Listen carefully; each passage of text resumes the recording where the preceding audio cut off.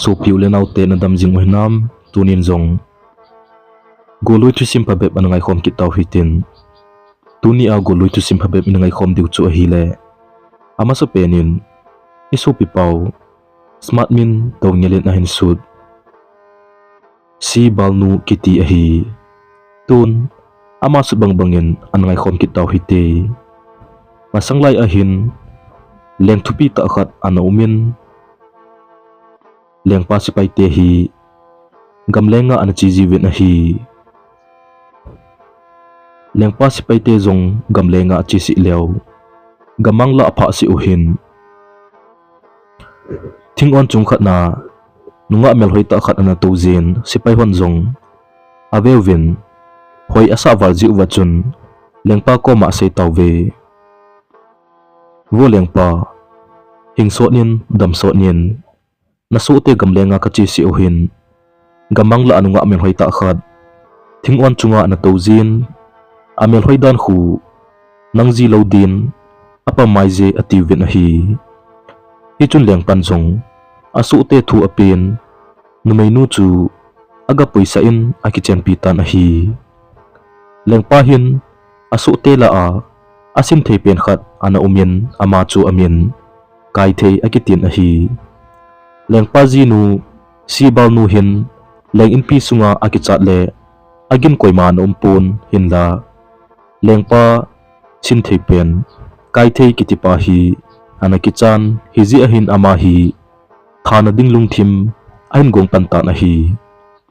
SEIVAL nu zong ni khat akina thlem sa tan lengpa ave a hung ta na hi le wo lengpa kanat na hi vompi noi tui don leng dam tangi ati lengpan zong kate vompi noi tui ladinga koi ki sultan te ati le SEIVAL nun zong lengpa ipinalung kham na ham nasu te la a kai thei khu sultan ati chun lengpan zong kai thei a kovin vompi noi tui ladinga chun a sultan a hi kai thei zong aka ka le vongbu nga pu koma aga kaplut ta na hi vongbu nga pun kate nang hila kabet le pathin cha na hin ipidinga kap na himtin anadong ta na hi le kai thei in zong kapi SEIVAL nu don ding vompi noi tui la a kapuleng pan e hin sol a hi e titai hi chun vongbu nga pan zong chele chun gamangla na hlunting vompin na hin ngi intin wo pavom vompi nei ngi hi in na naudona hung ka hibu vetin lang apo do ting anoi tui na hin la a na hung jam ding a hi ati pi tai hi chun kai thei zong akipat do in gamang nu ya chita na hi le vompin ahin ngi tan aman zong wo pavom vompi lunghang hi o na naudona hung ka hibu ve ti ta na hi chun vompin zong imalo talowa chun anaw adon sa atay nikhat vompi nu zong apo do gota na hi le kai the in zong naw akiphin ting adon ding noi tui dal han atin vompin zong anoi tui atlo hlan adal ha pi tai vompi pot nungin kai the in vompi noi tui chu ahin zampin leng in pi ong thlungtan hizo SEIVAL nu vompi noi tui hi donin lang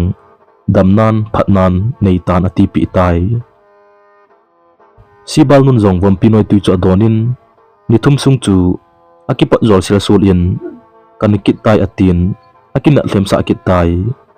lengpa zong SEIVAL nu vedin ahung kitan na hi le SEIVAL nun zong wo lengpa kanu changpal nei galampi tawin chuti le dam tangi ati lengpan zong koi zong akisol ta dem nanu changpal lam din atita na hi le SEIVAL nun zong ipinalunggim ham nasu pa kai thei khu sol tangyam ati chun lengpan zong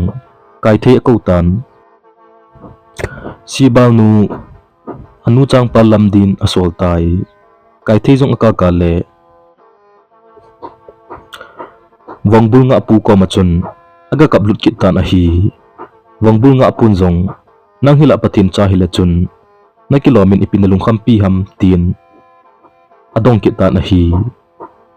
chun kai the in zong kapi SEIVAL nun anu changpal lamda ei sol a hi atitai vongbul nga apun zong vong do ho chu alo hlan perot KP su sa tan hi ichi KP ho chu alian sa in sibal nu anu changpal leilai a aleng lu nun changvui khat che ahin pet tan tawin angleng to tawe sibal nu anu zong chun amul khat cho ke panen KP te chu ban se bla ding atin ahin zep tan a hi le chunglang a zep le KP te chu noilama lengun noilam a zep le chunglama a lengun changvui khat che vong bunga pu kaw ma chun ahin pulu tawe hi chun changvui ho chu achil khom honin a hi le bengbit adim set aphan kai theijin ahin pun sibal nu ko ma chun vo sibal nu nanu changpal hi nen lang damnan phatnan nei tan ati sibal nu zong alung akham le jingtai itidana tu chen ge a hi kai the hi thi theinai lo ham wampin la ahin that tapun kanun la ahin that kit pon atin alung akham le jingtai hi chun anu changpal chu aki honin ni thum sung chu aki kuizol sel solin kanakit tai ati lengpa zong ave na hong kit tan a hi le sibal nun zong vo lengpa hingsot nin lang damsot nin ni thum sungin kadamin tun kakipan kit tai lengpan zong i nakilole na damding hitam ati hi chung sibal nun zong vo lengpa kanu baldong negakalpi tawin chutile dam tangi ati lengpan zong koi zong kisol kiding hitam atin alung adong kitai hichun sibal nun zong nasupa kai thei umakhola em ati hichun lengpan kai thei chu sibal nu anu baldong kaldin asol kitai kai thei zong aka kale wang bunga pu ko machun aga kaplut kitan a hi wang bunga pun zong tu chung ibitu kit hitam ati hichun kai thei in zong kapi sibal nun anu baldong kala ehin sol a hi ati hichun wangbunga pun kai thei chu naucha kisu sa in wadunga tui atho sa ta na hi le wadung tolanga chun sibal nu anun baldong an so min kai thei chu amu pha na chun ka den changmai toy dong ka kimui ki va ing kating ale pha le kinenante atin alu ato acho min a hi hichun ainin ahin puyin sa tai hichun kai the in pat sai khat amun happy hichi hi piham atile hoilo hi in na pc bal nu tinggu a hi ati hichun te sipin zong kai the ko machun hiti hin sei tai kin nang hi ka kiwa na hin hoi ma cha na pot do loading a hi je izam ti a in khela na pot do dile na sei masa ding a hi ati te sipi pot do phan na chun kai the jin zong pat sai chu ahin ki po in ahung jam tan a hi te sipin kai the na chi hitam ati le hengi ka chi tai ati te sipin zong a mol van nolin ahin vei tan a hi le avei phatapoi kai the zong leng in pi ang hlung tan a hi hi chun leng pa comment a sei tai vo leng pa leng nu sibal nu to na se mang pachong zo si mi pi masanga holim na kanino mi ati hichon leng pan zong ase mang pachong hola mi pi ko khomin leng nu sibal nu zong ko tan a hi kai the in zong ahulim ahin pantan apan apat achai na ge echun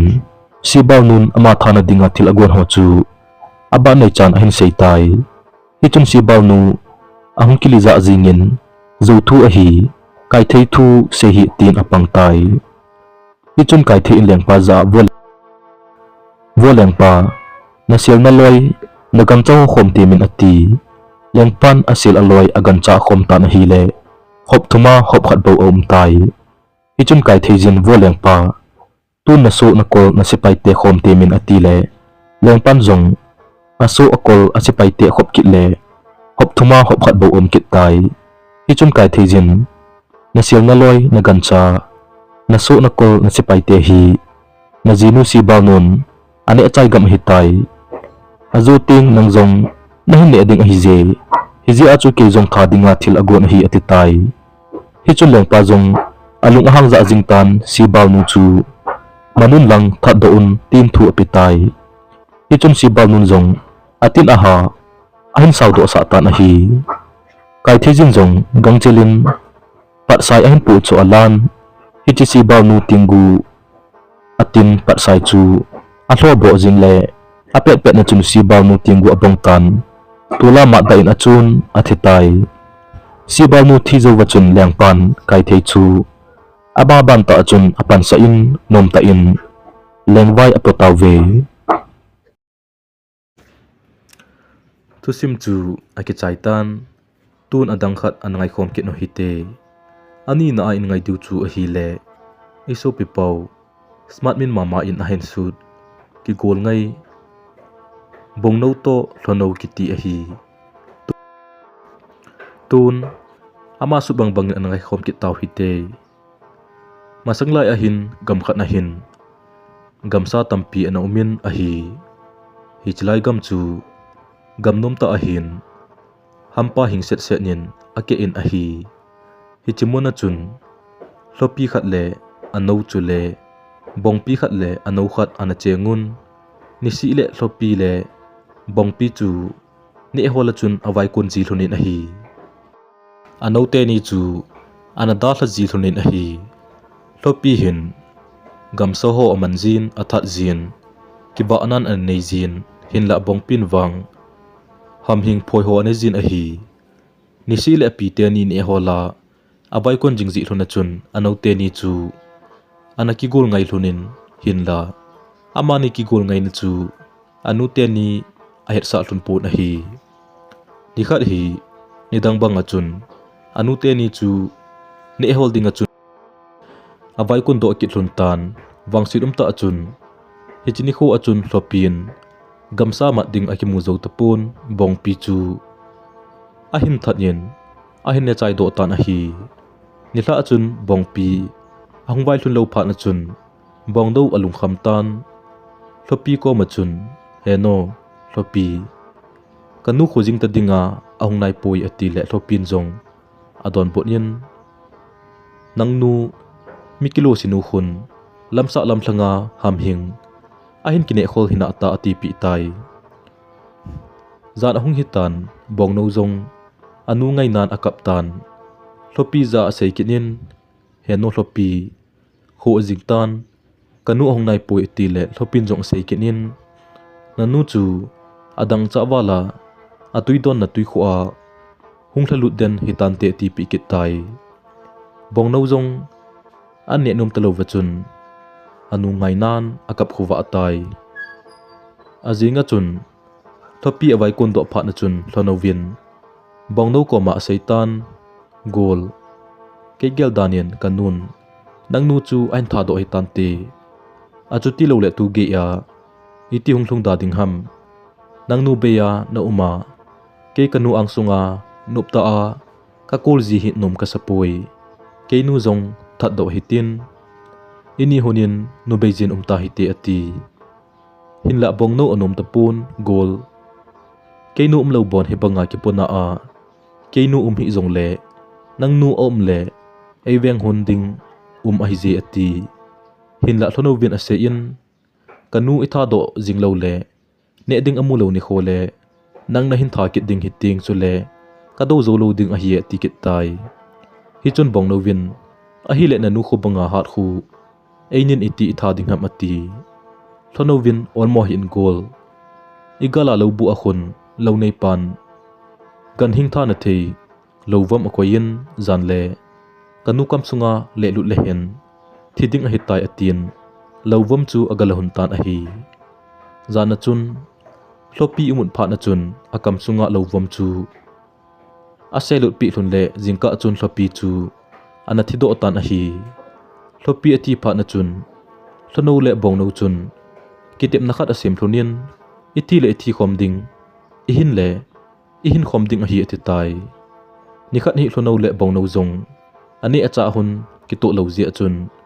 mon chom cha ani ek holding a chun awai kon do hun tan a hi hichini kho chu pasal ni gamle nga saka ma chun ahung hun tan a hi le bong no chu ahin mo do hun tan akimat hunin tha ding a chun ahin kai hun tan a hi bong no zong ha pe na apen le gala ko na chun hlono win bong no pen gin ahin zan ahin delta na hi le amun ong lu na chun mihim te ni chun bong no chu ana thatman hun tan asa na kisim pe ta hun ahin to khata na hi chun hlano zong atha sebe se nin a kaptan akitep na hun ahin gyal do in mihim te ni ko ma chun ase in keizong nei that hunin lang kathi nung le bong no gu le ke gu hi mun khat thakhan in hin vui khom hunin atitai hi chun mihim te nin hlano zong chu that kit hunin hlano sei bang bang chun agu hun chu gamla chun avui khom hlunin a hin dal hlun tan a hi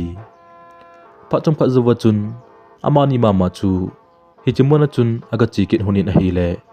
bong no le hlano gu avui na hluna chun gopi toy jangpe nin ni ana ke en a hi chun amani zong kidang sabe se hlunin gopung chu ave vezing hlun tan a hi le aloi pa chun go chu hoi asawalin in langa ki po ding atin a chemzam ahin sa do in phungkha chu aga sa le gupunga ko na chun thisan ong long to in a hi le aki chabe set hunin zamding aki got hun lai ta chun gupung chu ong pawin hiti hin a seitai nei sat ngal a hi ta le kani hlunin nei sat hlunin lang kabul hun hi pohnin lang lengpa kel kot sunga nei koi hun tan ati hi chun mi ten yin zong gupung sei babang achun ani achun aphu hlu hlunin abul akal do hlunin lengpa kel kot phunga zana chun aga kai hunin ahin dal hlun tai jingkhu ahung wa ta na hi le lengpa thla chapan lengpa kel kot na nausen pasal ni kisai aga mudo tan ati azan lengpa ko ma kichata chun aga seitan hi le lengpan kin la gulo ding cha kanai pun aphazingi leng in pi sunga hindom lut nun lang kacha dingin ba khang tawin tin thu apitai hi chun thla chapan nausen te ni chu ahin dom lut nin hoita chun ahin wa khang tawin a hi chapang te ni zong ahung khang khang hunin sakol chung to thei ai hlun tan a hi chilai ta chun lengnu nasata chun ahung damo tan lenggam sunga lothim josin azenun hinla adam mong tapui hi chun thimpu khat ako win avet sa tawin a hi le nadam mo na hi chapang te ni naki wa jiu a hi je hi chi leng in pi akunin sol mang tawin chutile nadam ding a hi tai ati pi ta na hi leng pa le leng nun chapang te ni chu ai hle jing hlunin hinla it hun hle jong le asol do lo ji om tapun hi chun leng pan a thla te solin gamang la a aga tha mang sa ta na hi chapang te ni zong gamang nui achun ache che thun le gamang la chun agamang thun tai hi chun khat pa chun ase in golpa ke hi chelhem thung chunga hin hungkal do in kating gamlego hin vele inge atin themlung chunga chun akal do ta na hi le themlung hetalo wa chun saipi chungzo ana hitan saipi chun apotan a hi chun saipi chunga to pa chun agolpa ko ma golpa kadial chen kabat tel telin lampi akathe thangi hi chinung nung chu hinzui tan ati aloi pan zong ponhal na lam chu azui jin a hi le leng in pi khat aga zui lut tan aloi pa to aga ki muto hun tan a hi chun saipi zong akinung le kin in chapang te ni chu adal hatai chapang te ni chu in sunga aba dun hunin a hi le khabu aluya lui khat amu hun tan asim hun le hi chileng in pi chu amani dinga ki koi a hi dan a hedo hun tan aki pa le jing hlunin a hi zan ahung hitan meng cha khat nin zu cha khat a hin delin a hi le zu cha chu ko hom sung khat na azam lut nin chapang te nin zong zu cha chu tha ding ati hunin ko hom chu azan lai hun tan a hi le ko hom sunga chun sana dangka na dim set jing in amanin zong hi chi sana ho chu ahin ki zu pan hun tan a hi le ahung hau do hlun tan hi chun amani koma ne le cha thum mi ahung pan tan ahau na hun zong ahung ki thang je che tan ani achun agam sung thluna chun mi ahung ki tol lulut jingin azonan lengwai ahin pohonin hi chi kam sunga nunga hoi che jidinga chun aki poilonin nomta chun achang hlun tan a hi Thusim aki chai tai Thusim hi ingai num mule lungset ta in like share subscribe en bor chi pi ke diwin kahin tem su ke ke uve aban ananga azung hite